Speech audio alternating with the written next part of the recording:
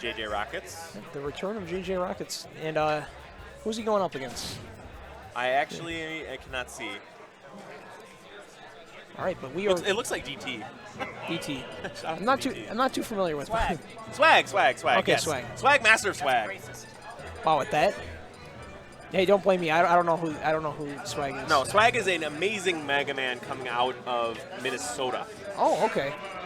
Oh yeah, the Minnesota crew that came out. Yeah, yep. he was formerly ranked #1 in Minnesota, and probably would have maintained a very high spot if you didn't, cease playing for various reasons, whether it be school or work or anything like that. Well, this is interesting. Swag definitely, like this whole Minnesota crew, definitely kind of going under the radar, but he's managed to sneak his way into top 16 here with the Mega Man. And let's see what he can do against JJROCKETS with it. Honestly, historically, this seems to be like a matchup that Diddy Kongs can struggle with, as we've seen in the past. I mean, we saw at Big House 6, Zanotto absolutely dismantled Kameme in the crew battle. Yeah, I mean that had a lot to do with like Smasher being such a good Mega Man in Michigan. So but then he had we saw that experience. Kameme put the hurt on Zero in a later crew battle. And now I know it's crew battle, it's not a whole set, but it is indicative of how fast and how volatile this matchup is because in a heartbeat, each of them can get fully two-stocked. Yeah, I feel like what makes this matchup super interesting is the fact that Mega Man fights at the range that Diddy Kong generally wants to control with the banana. Right. And he excels at that range, which kind of throws Diddy Kong off in a lot of cases. In fact, even the Lemons can beat the banana. Yeah, exactly. Lemons are a difference maker in nearly every matchup that Mega Man goes into. Yeah, it's one of his most important tools, easily. The other important tool that he's trying to show off here is these Z-Drop Metal Blades. It's able to create a lot of interesting and actually deadly setups. Yeah, in fact, murderous setups. All right, but honestly, JJROCKETS is doing a good job. Like he's definitely fairly well versed in this matchup too. Knows that he can just kind of throw out these forward airs. Oh, and Swag actually SDing. I think he had he still had the Leaf Blade. Yeah. So he couldn't up B. Exactly. So that's unfortunate for him. But Mega Man has a lot of comeback potential, and Swag is a very talented player. So I have high hopes that this one will go down to the wire. Ooh, slipping on the banana and getting caught between the banana and Diddy Kong's monkey flip kick. But again, he seems to be walking over this banana a lot. More Lemons coming out, banana in hand and the Metal Blade. I'm liking what Swag's doing with his projectile game, but unfortunately, it's just not paying dividends at the moment. Ooh, but that back air, catching JJROCKETS sleeping. Oh, and throwing the Crash Bomber on him as he respawns. Definitely something you see out of a lot of Mega Mans is to try to waste that invulnerability with the Crash Bomb. Ooh. So, and if you guys hear any sort of cheering happening in our headset, we have the Minnesota Peanut Gallery right behind our heads, which I actually do enjoy. They always show up big for their boys, so they're trying to hope that Swag can pull out a good comeback here after SDing that first stock, and he's on his way. Yeah, definitely. Only at 70%, definitely a deficit Mega Man can get back with some meticulous gameplay. I mean, it's definitely possible. It's one of those things that. But that down tilt. You have to play pristinely against Diddy Kong because he has so many different setups that lead into forward or up smash. Yeah. And JJ definitely caught him sleeping there with one of them and getting that forward smash. You're doing it on purpose now. What? What, calling him JJ? No. I'll tell you later. All right. Going into game 2 here, we got the stage getting set up for KK Slider in the background. Yeah, Todekeki about to go on stage, and hopefully we'll get to see him before we switch over to top 8 completely. JJROCKETS is going to have to keep up, the strong work that he was doing, because even though an SD happened, JJ still seemed to be kind of in control because, the strong neutral play from Diddy Kong. Swag is going to have to do a lot more work with these zany setups to throw things at JJ that he's never seen before. Yeah, one thing I've noticed out of Swag is he definitely utilizes that Metal Blade in a way to throw diagonally. You see Mega Man's use the Metal Blade in different ways, and he's likes to jump over you and throw it at you at an angle. And that does confirm into a lot of setups if you manage to get hit by it, but JJROCKETS has just been avoiding it for the most part. Nice back throw. Going to put him off stage, set up an edge guard opportunity, but JJ monkey flips right back on and into the neutral where he excels. All right, but right now it seems like Swag is like being able to neutralize JJROCKETS. Oh, and instead of going with any sort of Shoryu that may have missed, goes right into the up smash, which has that vortex property, takes care of JJ's first stock. Yeah, it seems like in this second game where Swag does not SD, he's able to like kind of neutralize JJROCKETS' like neutral game plan a little bit better. Yep, and he's actually being Oh. very aggressive now, and even got the jab lock, but sort of didn't realize that he had it. Yeah, it looked like he didn't have a Metal Blade in hand, so he couldn't do anything super crazy. So he just opted for like a grab combo for damage, but unfortunately missed the combo afterwards. Oh wow, these lemons are like really breaking up JJROCKETS' like close game.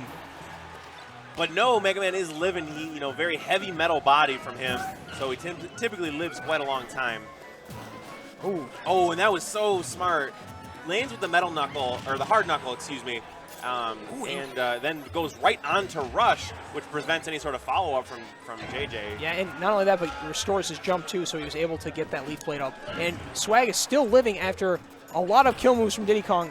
That weight coming into factor here. Saves his jump there. Mega Man unique in that he can jump after his up B. Exactly. Oh. Oh, wow, and nice. The down tilt into the back air conversion, even center stage at that percent. Yeah, he was in the neighborhoods of like 180, so yeah, that'll easily do it. Nice monkey kick flip from JJROCKETS, like capitalizing even from afar with the trip animation. I like that single pellet because it interrupted and forced JJ to commit to something else than he was expecting. Exactly. And then he just had to, sort of on the fly change his mind and then got back aired. So good stuff there to Swag evening this up. Yeah, a 1-1 set so far. Counter pick advantage, of course, in JJ's favor, but I feel like a big factor of that was that SD in game one. Kind of had Swag like in a deficit more than he wanted to be. I mean, like more than he needed to be. Rather. Exactly, yeah. That is a great way to put it. Now we're going to Lilat. JJ, I believe the strategy is here, hoping that the tilt of Lilat is going to mess with setups and projectile use from Swag.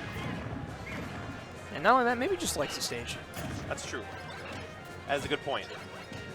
And again, it's so crazy like how like Mega Man's lemons can really shut down Diddy Kong's neutral play if you are very banana heavy, because like he can just throw his projectiles and they completely beat out bananas.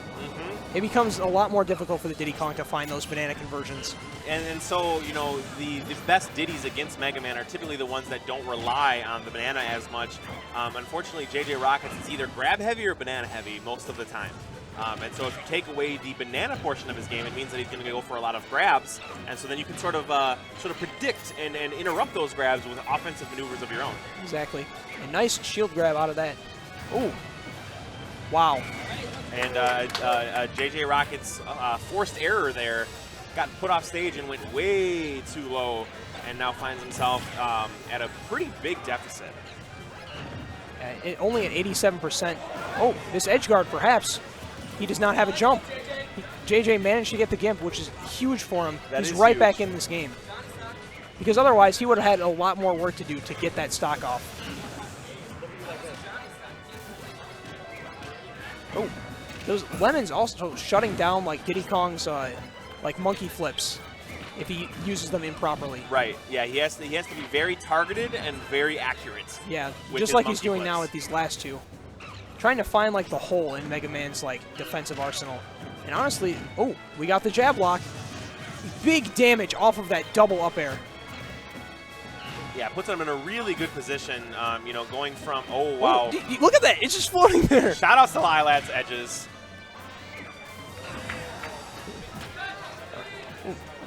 Oh, for a second there, I thought. Yeah, I thought maybe he goofed there, but no, he makes it back pretty safely. Oh, wow. But that's still not going to do it. That up smash is definitely kind of hasty on Swag's part.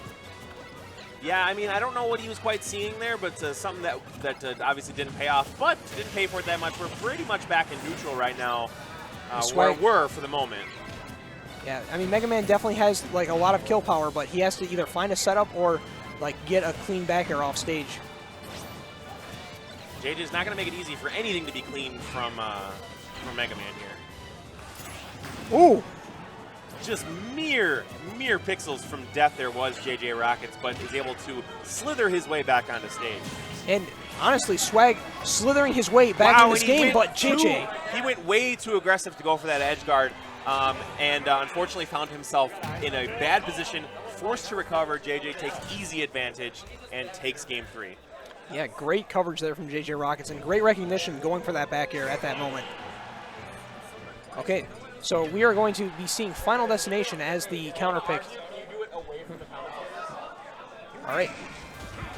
Definitely a good stage for Mega Man, I think. Because it kind of forces Diddy Kong to like play that kind of range where Mega Man excels at. Ooh, dropping shield in the second hit of forward smash. Not a good look for Swag here. And now that we're here on FD, you'd think that the Mega Man projectiles are going to come. Oh my goodness! Oh, and he gets the wall jump and comes back. Great wherewithal from Swag. Wow, and then he like baits him into like trying to punish the ledge regrab and gets just a couple hits to the back air, but still, that was some good play from Swag. What I was going to say, though, is with FD, you'd feel like the projectiles would be a huge factor here, being that they can go all the way across the stage, but JJ... Oh my God. He had that second jump from Rush there, but did not make it quite far enough. JJ's item counterplay is so good. Wow, and JJROCKETS just like having such an immense lead here. It's going to take a lot for Swag to make this one back. I don't know how proficient he is at like the kind of like early like footstool combos that Mega Man can possibly do, but I have seen them. He is capable. All right, yeah. If there's ever a time to pull that out, now is the time to find that, because JJROCKETS is just like having him bleed more and more damage. And again, not going for any sort of early kill option or anything like that, just building damage. Yeah, that's exactly what you need to do against Mega Man. Wow, he's getting so much pummels too. Like, I don't know if Swag is like able to mash as well as he'd like. And that up smash. Not going to do it, but it will put him into range for the next one. Yep, and just like that, JJROCKETS just like completely dominated that third game as soon as like he kind of knocked the wind out of his sails. The sails were pulled up, they were wrapped up, and he got put into harbor by JJROCKETS there. All right.